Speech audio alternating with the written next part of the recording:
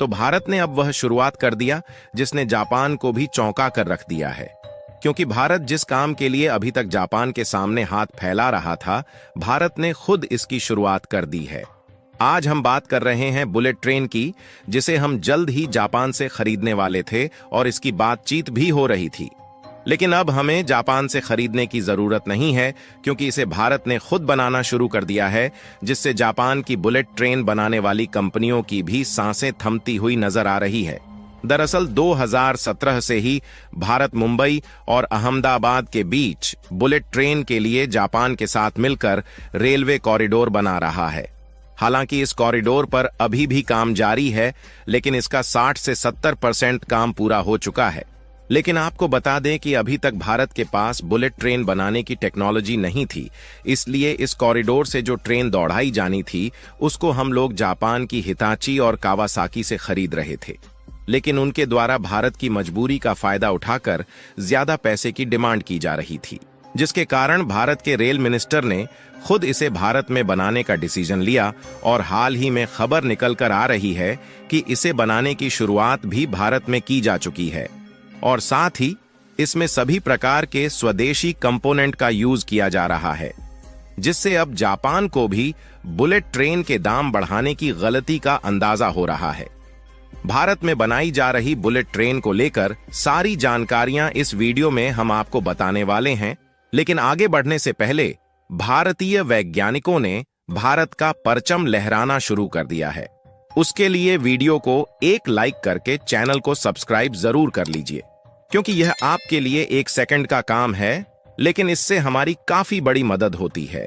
देखिए, साल 2017 में सबसे पहले भारत ने मुंबई और अहमदाबाद के बीच हाई स्पीड बुलेट ट्रेन को दौड़ाने का सपना देखा था, जिसके बाद मुंबई अहमदाबाद के बीच हाई स्पीड रेल कॉरिडोर को बनाने का डिसीजन लिया गया। लेकिन आपको बता दें कि जिस समय बुलेट ट्रेन को दौड़ाने का सपना भारत में देखा गया, उस समय ना तो भारत के पास बुलेट ट्रेन बनाने की टेक्नोलॉजी थी, और ना ही इस तरीके की बुलेट ट्रेन को चलने का जो हाई स्पीड रेलवे रूट है उसे भारत की रेलवे प्रोडक्शन वाली आईसीएफ और भारत हेवी इलेक्ट्रिक लिमिटेड जैसी कंपनियां बना सकती थीं। यानी कि भारत में बुलेट ट्रेन दौड़ाने के लिए हाई स्पीड रेलवे प्रोजेक्ट का ऐलान कर दिया।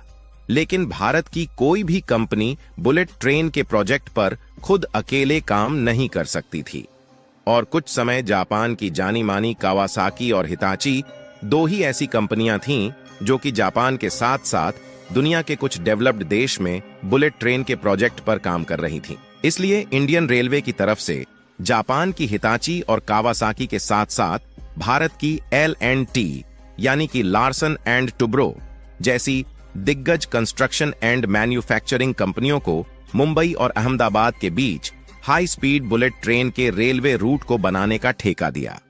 फिलहाल हमने आपको बताया कि भारत की ऐसी कोई भी कंपनी नहीं थी जो अकेले इस प्रोजेक्ट पर काम कर सके, इसलिए जब जापान की हिताची और कावासाकी कंपनी को इसका ठेका दिया गया तो यह इंडियन रेलवे को थोड़ा महंगा जरूर पड़ा। लेकिन इन्होंने भारत की अन्य रेलवे प्रोडक्शन कंपनियों और L&T के साथ मिलकर काम करना शुरू किया, जिससे आज 60 से 70% तक मुंबई अहमदाबाद के बीच का हाई स्पीड रेलवे रूट तैयार किया जा चुका है। लेकिन जब इंडियन रेलवे जापान की हिताची और कावासाकी से बुलेट ट्रेन खरीद रही है, तो इन दोनों कंपनियों के द्वारा एक बुलेट ट्रेन के लिए लगभग 460 करोड़ रुपए की मांग की जा रही है। यानी कि भारत के इस हाई स्पीड रेलवे प्रोजेक्ट के हिसाब से देखा जाए तो यह अमाउंट काफी ज्यादा हो जाता है, और हमें शुरुआत में 24 बुलेट ट्रेन की जरूरत है, तो इसका अमाउंट काफी ज्यादा बड़ा हो जाता है। इसलिए भारत केवल बुलेट ट्रेन को खरीदने के लिए इतना ज्यादा इन्वेस्टमेंट करेगा तो मुंबई अहमदाबाद के बीच हाई स्पीड ट्रेन को दौड़ाने में ओवरऑल इन्वेस्टमेंट काफी ज्यादा बढ़ जाएगा।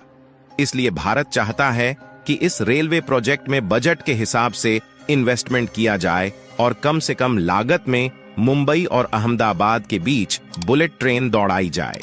लेकिन जापान की कंपनियों का कहना है कि भारत का एनवायरनमेंट जापान के हिसाब से बिल्कुल अलग है, इसलिए इस तरीके की बुलेट ट्रेन में काफी ज्यादा चेंज भारत के हिसाब से करने होंगे।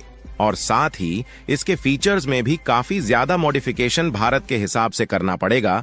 इसलिए एक बुलेट ट्रेन के लिए कम से कम 460 करोड़ रुपए इंडियन रेलवे को देना ही पड़ेगा। ऐसी बात जब इंडियन रेलवे के पास जापान की तरफ से आई तो भारत के रेलवे मिनिस्टर अश्विनी वैष्णव जी भी एक्शन में आ गए। और अगर आप इस रिपोर्ट को देखें तो इसमें साफ साफ बताया गया है कि मार्च महीने में ही जापान से भारत में 24 बुलेट ट्रेनों को आना था, लेकिन शायद जापान ने इनके लिए ज्यादा कीमतों की मांग की, जिससे इंडियन रेलवे बुलेट ट्रेन को नहीं खरीदा।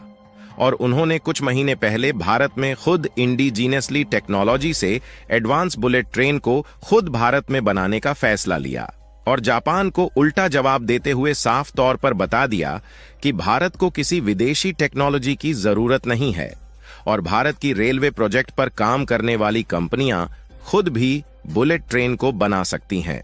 हालांकि रेलवे मिनिस्टर ने इस तरीके का फैसला ले लिया, लेकिन इसमें भारत को काफी ज्यादा चुनौतियों का सामना करना पड़ सकता था, जिससे जापान जैसे देशों को लग रहा था कि भारत बुलेट ट्रेन को बनाने में सफलता नहीं हासिल कर पाएगा।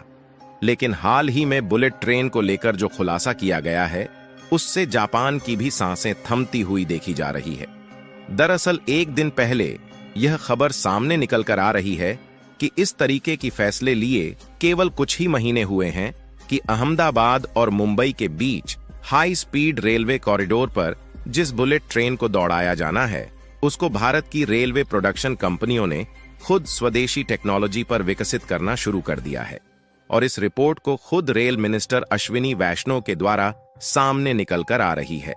और तो और एक एक स्टेप में भारत की रेलवे मैन्युफैक्चरिंग कंपनियों को इसमें सफलता मिल रही है, क्योंकि इस वक्त बुलेट ट्रेन को बनाने में भारत की केवल एक कंपनी नहीं, बल्कि आईसीएफ, एफसीएच, L&T और टाटा इंजीनियरिंग एंड लोकोमोटिव जैसी कई कंपनियां इसके डेवलपमेंट पर हाथ धोकर जुट चुकी हैं, जिससे अब जल्द ही कम से कम इन्वेस्टमेंट में एडवांस्ड बुलेट ट्रेन खुद भारत में बनकर तैयार होने वाली है, जो कि मुंबई और अहमदाबाद के बीच इस कॉरिडोर पर दौड़ाई जाएगी।